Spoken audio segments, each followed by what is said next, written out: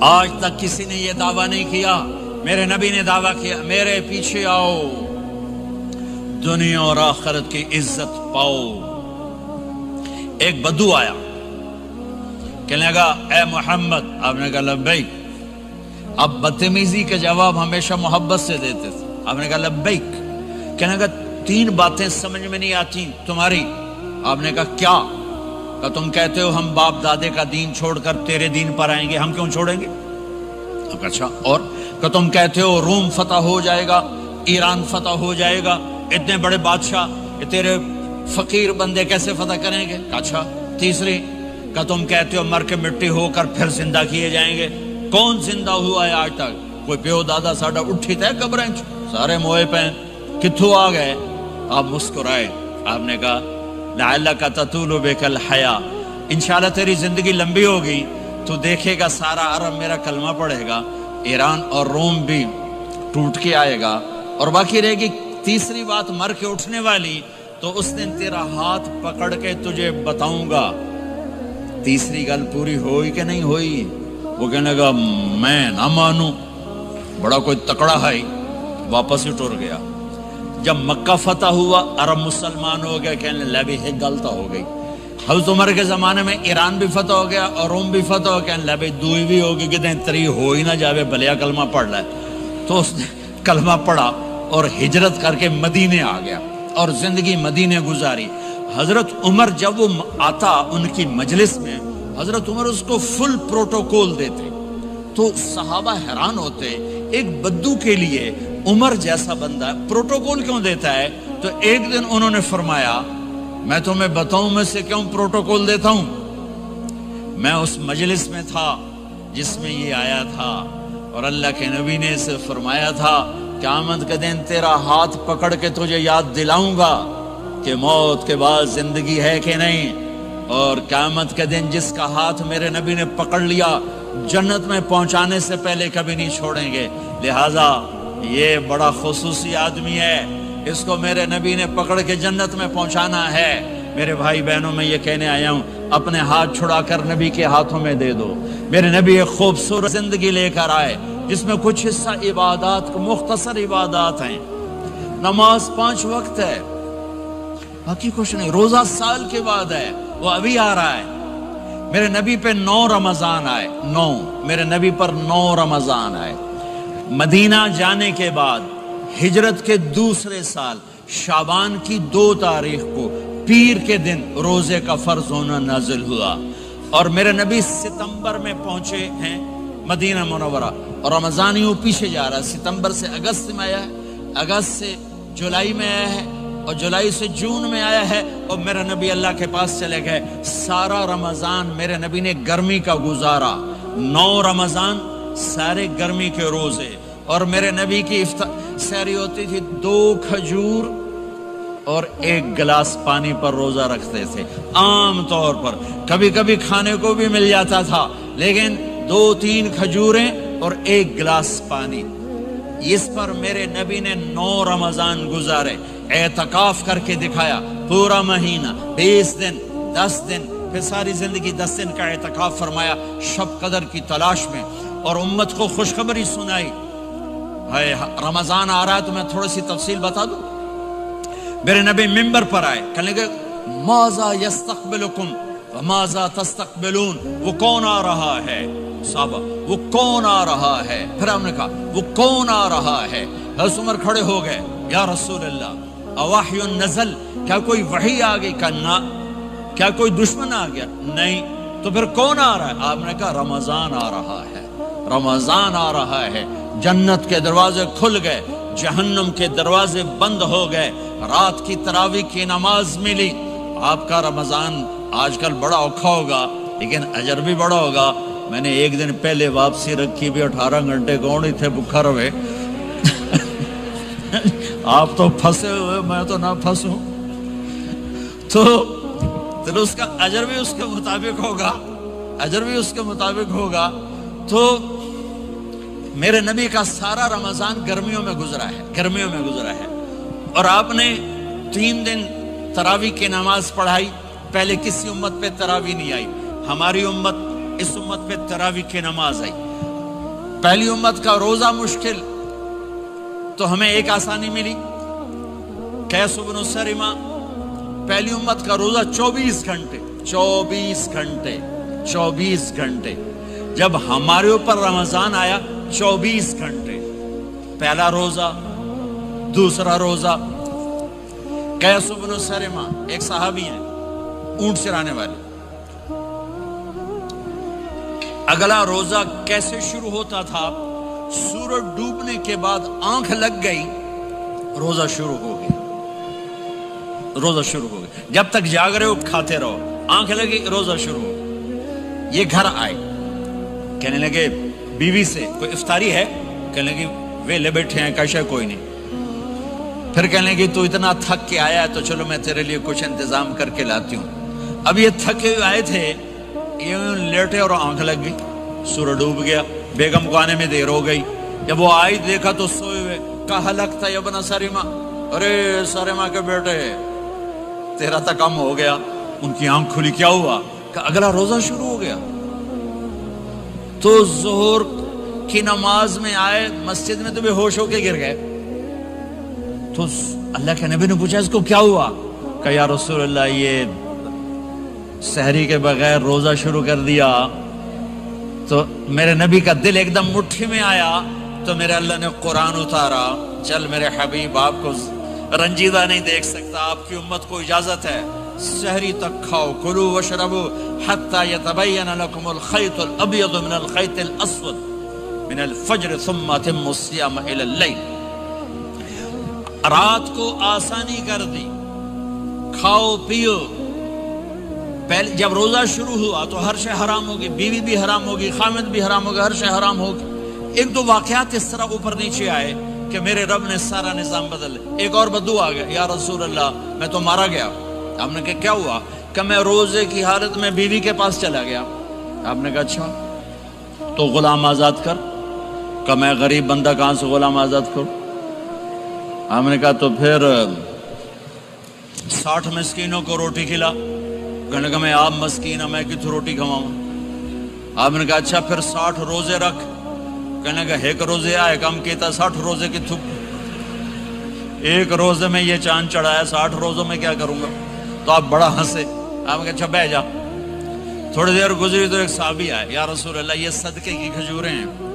تو آپ نے او بھائی کتنے ہیں؟ جی بیٹھا چوریا، یہ لے جا اور مدینے کے 60 غریبوں کو دے دے۔ وہ کہنے لگا یا رسول اللہ اللہ کی قسم مدینے میں مجھ سے بڑا غریب کوئی نہیں، تسی نہیں کرو، میرا جرمانہ مینوں ہی حلال کرو۔ تو آپ اتنا ہنسے کہ یہ دانت نظر آنے، یہ داڑے نظر آئے، اتنا ہنسے یہاں تک آخری دانت نظر آنے لگے۔ آپ نے کہا اچھا بھائی تیرا جرمانہ تینوں ہی حلال کیتا، پر اور کسے واسطے نہیں، صرف تیرے واسطے۔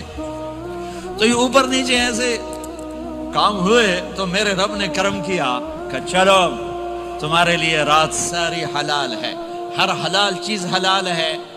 سحری کے بعد ختم۔ تو روزہ کھانے کا ٹائم تبدیل کیا، ایک نماز کا اضافہ کیا، تراویح۔ وہ چونکہ مشکل ہوتی ہے تو اللہ نے اجر بڑھا دیا۔ میرے نبی نے خوشخبری سنائی، میری بات دھیان سے سننا، رمضان آنے والا ہے، تراویح آنے والی۔ تراویح کے ہر سجدے پر 1500 نیکی، 1500 نیکی۔ یہاں کی سب سے بڑی مسجد کون سی ہے؟ جامعہ اسلامیہ حسنہ کی مسجد والے 1500 نیکی آپ کو سمجھ میں نہیں آئے گی۔ ایک چھوٹا سا اشتہار لگا دیں، جو ہماری مسجد میں تراویح پڑے گا اس کو $15 ملیں گے، ہر سجدے پہ $15۔ اگلے دن تسی دادیاں نہیں چاہ کے لے جاؤ، دادیاں تے تو لڑائی شروع ہو جاؤ، اما تو میرے نال ٹر، دادی تو میرے نال ٹر۔ میرے نبی کی خوشخبری 1500 نیکی، 3 سیکنڈ کا سجدہ، ہر سجدے پر جنت میں سرخ یاقوت کا ایک محل جس کے 60,000 سونے چاندی کے دروازے۔ تسی ایک گھر لے کے ساری زندگی قرضے لائی رکھ دے ہو نہیں؟ ایک سجدے پر، ایک سجدے پر، ایک سجدے پر جنت میں اتنا بڑا گھر کہ 60,000 سونے چاندی کے دروازے، ہر سجدے پر جنت میں ایک درخت سونے چاندی کا جس کا نیچے 100 سال گھوڑا دوڑ سکے، ایک روزہ، ایک روزہ۔ رمضان کا کبھی سوچا رمضان کا مطلب کیا ہے؟ رمضان کو رمضان کیوں کہتے ہیں؟ اللہ نے 11 مہینوں کے نام عربوں سے رکھوائے اور روزے کے مہینے کا نام خود رکھا قرآن میں، شہر رمضان الذی انزل فیہ القرآن۔ محرم، صفر، ربیع الاول، ربیع الثانی، جمادی الاولی، جمادی الثانی، رجب، شعبان، شوال، ذوالقعدہ، ذوالحج، یہ عربوں نے نام رکھا، اور رمضان پہلے سے رکھا جا چکا تھا، عربوں سے رکھوایا۔ رمضان کے لفظ اور روزے میں کیا جوڑ ہے؟ رمضان کہتے ہیں جل جانا، جل جانا، جل جانا۔ تو اس کو روزے کے ساتھ کیا مناسبت ہے کہ جب کوئی مرد عورت روزہ رکھتا ہے یا رکھتی ہے تو پچھلے 330 دن کے گناہ، آج روزہ رکھا، بھٹی تیار ہو گئی، گناہ ڈال کے جلاؤ، دوسرے دن اور گناہ جلاؤ، تیسرے دن اور گناہ، چوتھے دن اور، 30ویں دن سارے گناہوں کو اللہ تعالیٰ جلا کے، راکھ کر کے، ایمان والے مرد عورت کو پاک کر کے، صاف کر کے، آخری رات کہتا ہے جاؤ بخشے بخشائے چلے جاؤ، جاؤ بخشے بخشائے چلے جاؤ۔ تو میرے نبی تو 2 کھجور پہ روزہ رکھتے تھے۔ اور ایک بڑا خوبصورت واقعہ ہے رمضان کا، کہیں سے بکرے کی سری پکی ہوئی آ گئی تو آپ بڑے شوق سے کھا رہے تھے، اور ساتھ ارباز بن ساریہ بھی تھے، حضرت علی بھی تھے، اور حضرت مقداد بھی تھے، 3-4 آدمی سری کھا رہے تھے۔ بلال رضی اللہ تعالیٰ عنہ آئے کہ یا رسول اللہ سحری کا ٹائم ختم ہو گیا ہے، میں اذان دینے جا رہا ہوں، آپ کھانا پینا بند فرما دیں۔ اب میں کہا ٹھیک ہے، وہ باہر چلے گئے، اذان دینے لگے، پھر خیال آیا میں دیکھ لوں کہ آپ نے کھانا چھوڑا کہ نہیں چھوڑا، واپس آئے تو آپ کھا رہے تھے۔ یا رسول اللہ واللہ لقد اصبحت، اللہ کی قسم صبح ہو گئی۔ آپ نے ہاتھ پیچھے کر لیا، کہا ارے بلال نہیں ہوئی تھی، نہیں ہوئی تھی، تیرے قسم کھانے پر اللہ نے پہلے نکال دیا اس کی کہ تیری قسم جھوٹی نہ پڑے۔ حضرت علی نے فرمایا اگر بلال قسم نہ اٹھاتے تو جب تک میرے نبی کھاتے رہتے اللہ صبح کو پیچھے ہٹاتے جاتے۔ دیگ پک رہی تھی، ابو عبیدہ رضی اللہ تعالیٰ عنہ بن جراح وہ دیگ پکا رہے تھے، بکرا۔ آپ نے کہا ابو عبید یہ مجھے بکرے کی دستی پکڑانا، اگلے بازو، آپ کو اگلے بازو کا گوشت پسند تھا، گردن کا گوشت پسند تھا، یہ کمر کی پٹھ کا گوشت آپ کو پسند تھا، دودھ پسند تھا، برنی کھجور پسند تھی، عجوا کھجور پسند تھی، تازہ روٹی پسند تھی۔ آپ یا تازہ کھاتے تھے یا فاقہ، توڑی طرح نہیں 8 دن دے پکا کے فریڈاں ٹھوک دے ہو تو کٹ کے گرم کیتی رکھو تو کھاتی رکھو، یا آپ تازہ کھاتے تھے یا فاقہ فرماتے تھے۔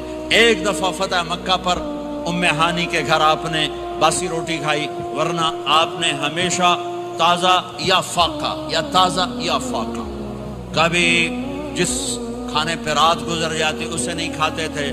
تسی ماشاءاللہ 8 راتوں سے کھد دی جاندے ہو۔ ہاں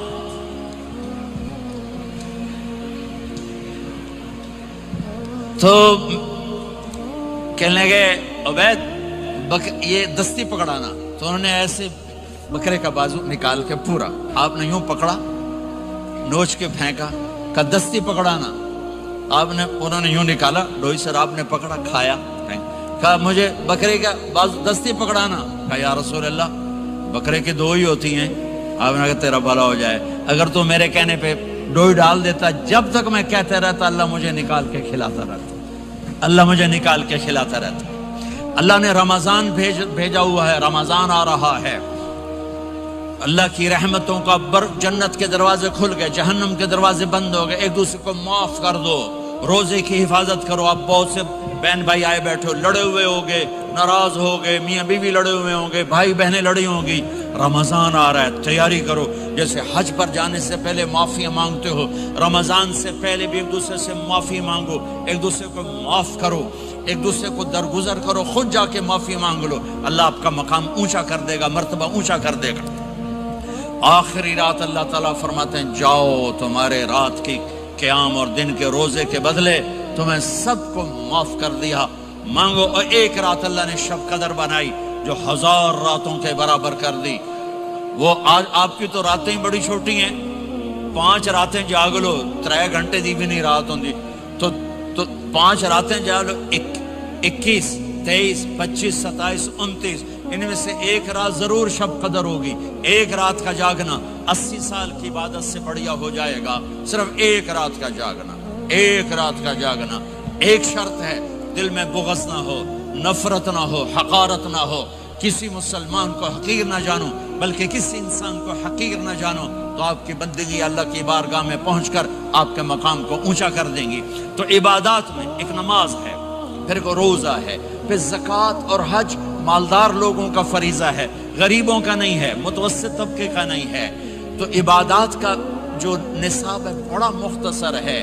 5 نمازوں پہ کتنا وقت لگتا ہے؟ روزے سال کے بعد آتے ہیں، گنجائش ہے، بیمار ہو بعد میں رکھ لو، مریض ہو بعد میں رکھ لو، زکوٰۃ سارے سال میں کسی وقت دے دو، حج زندگی میں کب کسی وقت کر لو۔ یہ ایک چھوٹا سا نصاب ہے۔ دوسرا میرے نبی کی زندگی کا پہلو جسے میں ہائی لائٹ کرنا چاہتا ہوں، جو نمایاں ہے، جو روشن ہے، وہ میرے نبی کی زندگی ہے، وہ میرے نبی کے اخلاق ہیں، وہ میرے نبی کا درگزر ہے، میرے نبی کا پیغام محبت ہے۔ میرے نبی نے فرمایا اسلام کا سب سے مضبوط عمل کیا ہے؟ ایو اور الاسلام اوثق۔ صحابہ نے کہا الصلاۃ، نماز، آپ نے کہا نہیں۔ جہاد، آپ نے کہا نہیں۔ روزہ، آپ نے کہا نہیں۔ حج، آپ نے کہا نہیں۔ اسلام کا سب سے مضبوط عمل کیا ہے؟ صحابہ، نماز، جی نہیں۔ جہاد نہیں، روزہ نہیں، حج نہیں۔ اچھا یا رسول اللہ پھر کیا ہے؟ سنو اور سے توجہ سے، میرے نبی نے فرمایا اسلام کا سب سے مضبوط عمل آپس میں محبت کرنا ہے، اللہ کے لیے محبت کرنا ہے، اللہ کے لیے محبت کرنا ہے، اللہ کے لیے محبت کرنا ہے۔ اسلام پیغام محبت ہے، میرے نبی کی زندگی محبت کی پوری تصویر ہے، کسی سے نفرت نہیں، بغض اللہ کے لیے، محبت اللہ کے لیے، یہ اسلام کا سب سے مضبوط عمل ہے۔ میرے بھائیوں، میری بہنوں، اب دور دراز جگہ میں ہو، اب آپ یہیں کے، جن کے پاس پاسپورٹ ہیں وہ یہیں کے شہری ہیں، یہ آپ کا دیس ہے، یہ آپ کا وطن ہے، اسے محبت سے بھرو۔ پاکستان کی نفرتیں یہاں نہ زندہ کرو، ہندوستان کی نفرتیں، بنگال کی نفرتیں یہاں مت زندہ کرو، آپس میں امت بن کے رہو، مذہب کے نام پہ مت لڑو۔ یورپ میں یہ آگ لگی ہوئی ہے، میں بہت عرصے کے بعد آیا ہوں، مجھے نہیں پتا کہ یہاں مذہبی نفرت ہے یا نہیں ہے، لیکن چونکہ یورپ میں بہت دفعہ جانا ہوتا ہے، ہر سال ہوتا ہے، وہاں یہ جھگڑے، نفرتیں، ہماری مسجد تمہاری مسجد، ان کے پیچھے نماز نہیں، ان کے پیچھے نماز نہیں، یہ تو مسلمان ہی نہیں، یہ تو گستاخ رسول ہیں، یہ وہابی ہیں، یہ کافر ہیں۔ دیکھو میں ہاتھ جوڑتا ہوں، امت بن کے رہو، امت بن کے رہو، مومن بن کے رہو، مسلم بن کے رہو، مومنہ بن کے رہو، مسلمہ بن کے رہو، اختلاف رائے کو برداشت کرو۔ یہاں چاند کے مسئلے میں اختلاف ہوتا ہے، روزے کے ٹائم میں اختلاف ہوتا ہے، علماء سے کہتا ہوں اس اختلاف کو مٹھاؤ، جس میں سہولت ہو سارے وہ لے لو۔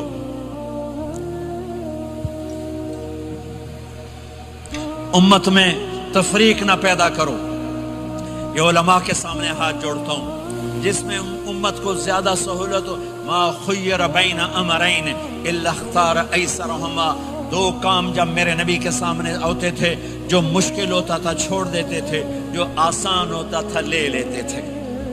تو میرے بھائی بہنوں، یہ مذہب کی نفرت پاکستان میں، بنگلہ دیش میں اور انڈیا میں آگ لگی ہوئی ہے۔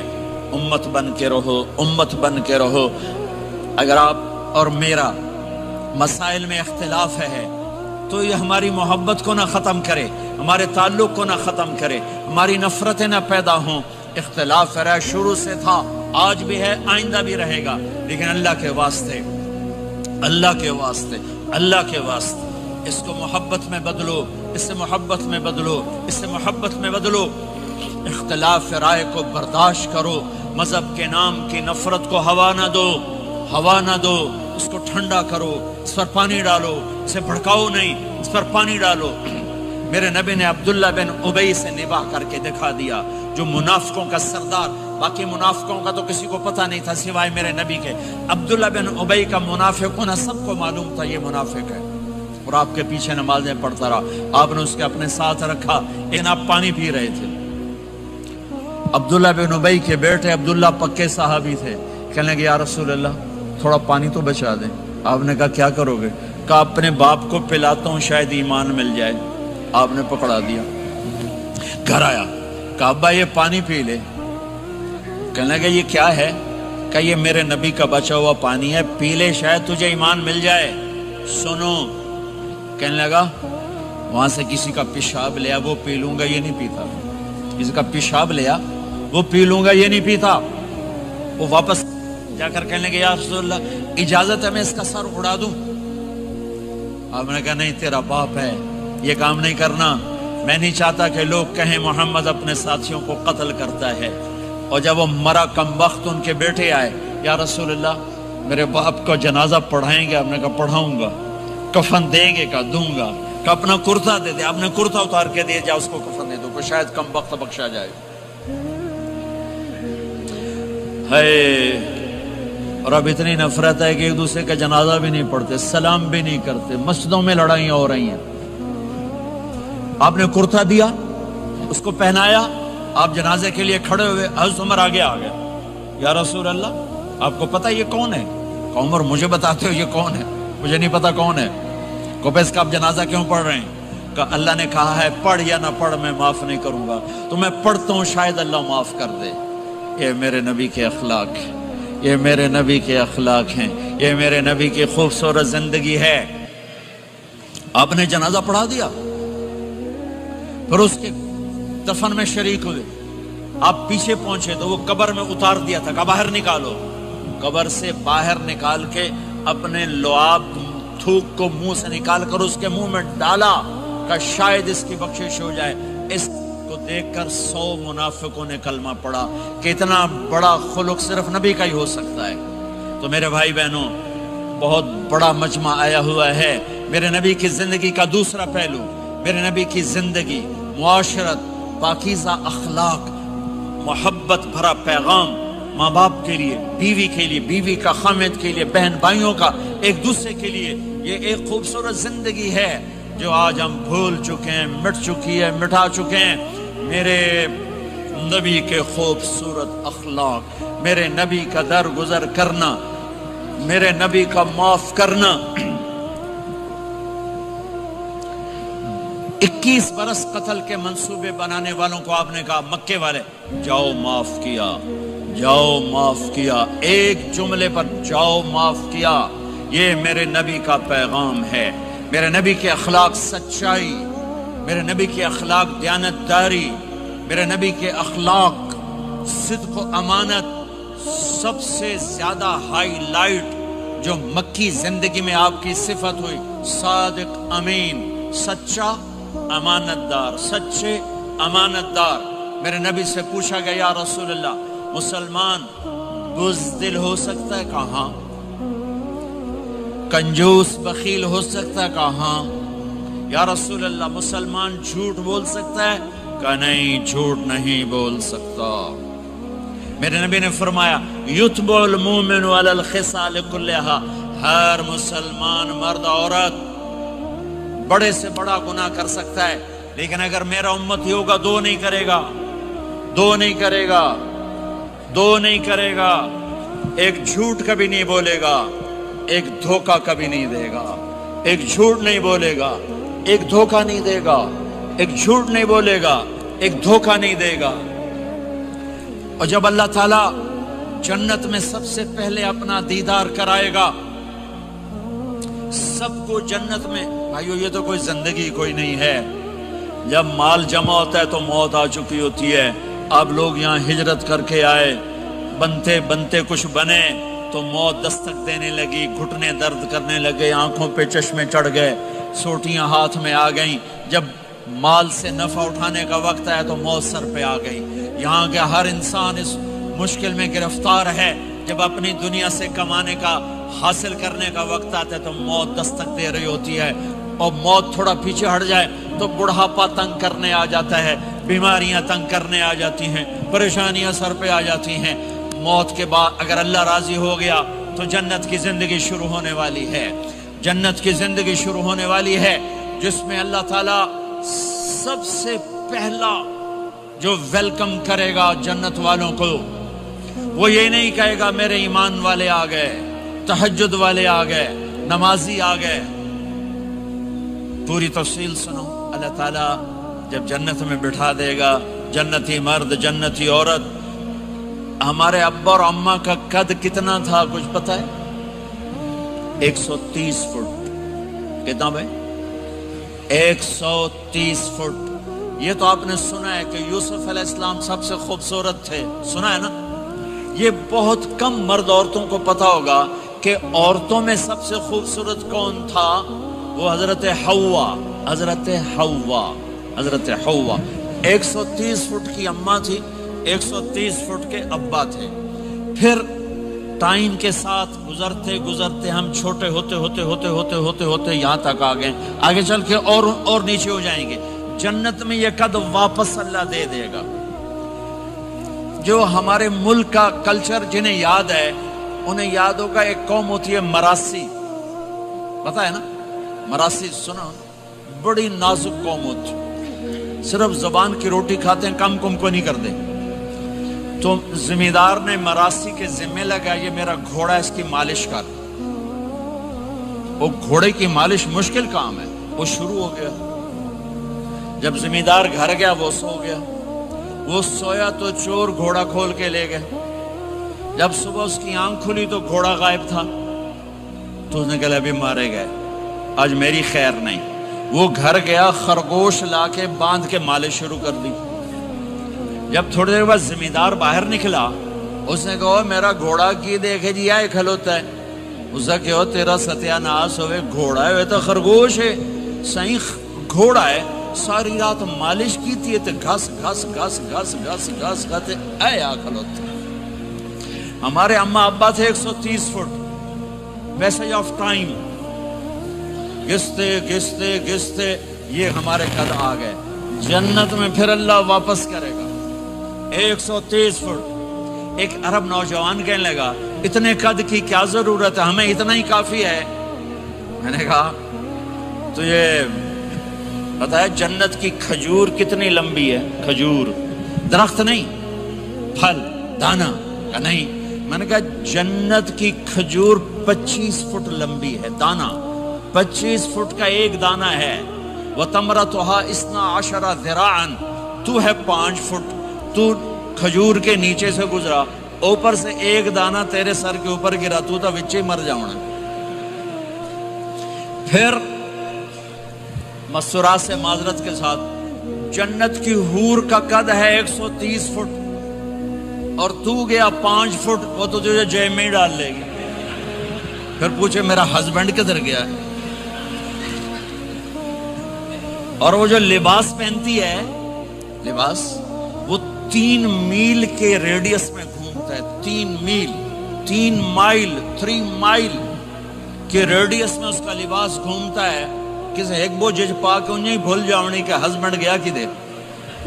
لہٰذا تمہیں بھی 130 فٹ کرے گا، ان کو بھی 130 فٹ کرے گا، اور وہ جنت کی لڑکیاں تو پہلے 130 فٹ ہیں۔ ام سلمہ نے پوچھا یا رسول اللہ جنت کی عورت کا درجہ بڑا ہے یا ایمان والی عورت کا؟ آپ نے کہا ایمان والی عورت کا۔ کہ وہ کیوں؟ کہا بصلاتہن وصیامہن وعبادتہن، جنت کی عورت نماز نہیں پڑھتی، ایمان والی عورت نماز پڑھتی ہے۔ جنت کی عورت روزہ نہیں رکھتی، ایمان والی عورت روزہ رکھتی ہے۔ جنت کی عورت عبادت نہیں کرتی، ایمان والی عورت عبادت کرتی ہے۔ اس کے بدلے میں اللہ تعالیٰ ان کو جنت کی عورتوں سے عالی مقام نصیب فرمائے گا، اور ایمان والی عورت جنت کی عورت سے 70,000 گنا زیادہ خوبصورت ہو جائے گی۔ 70,000 गुना ज्यादा खूबसूरत। اور جنت میں ایک مقابلہ ہوگا، ایمان والی عورتیں، جنت کی عورتیں کٹھی، جنت کی عورتیں کہیں گی زندہ رہیں موت نہ آئی، جوان رہیں بڑھاپا نہ آیا، ہمیشہ راضی رہیں ناراض نہ ہوئی، ہمیشہ ساتھ دیا چھوڑا نہیں۔ اور دنیا کی عورت میں یہ ساری باتیں ہیں، موت بھی آئی، بڑھاپا بھی آیا، لڑائیاں بھی ہوئیں، جھگڑے بھی ہوئے، جدائی بھی ہوئی۔ نیک سے نیک عورت 89 کا حج تھا تو ہم بارڈر پہ بیٹھے تھے مینا کے مزدلفہ کے ساتھ، بھئی فجر کی نماز پڑھیں گے اور نکل جائیں گے۔ تو ایک بڈھا بڈھی نیک ہی تھے جو حج کے لیے چلتے چلتے آ کے ہمارے پاس بیٹھ گئے تھے، ہمارے علاقے کے، ہماری زبان تھی، یہاں نہ بیٹھو، پیچھے بیٹھو۔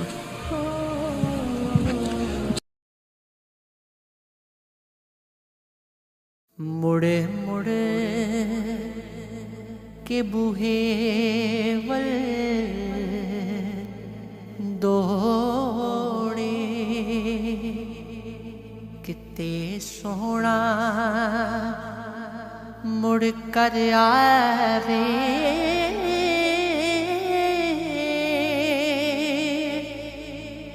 بخش دے وے تقصیر میری نو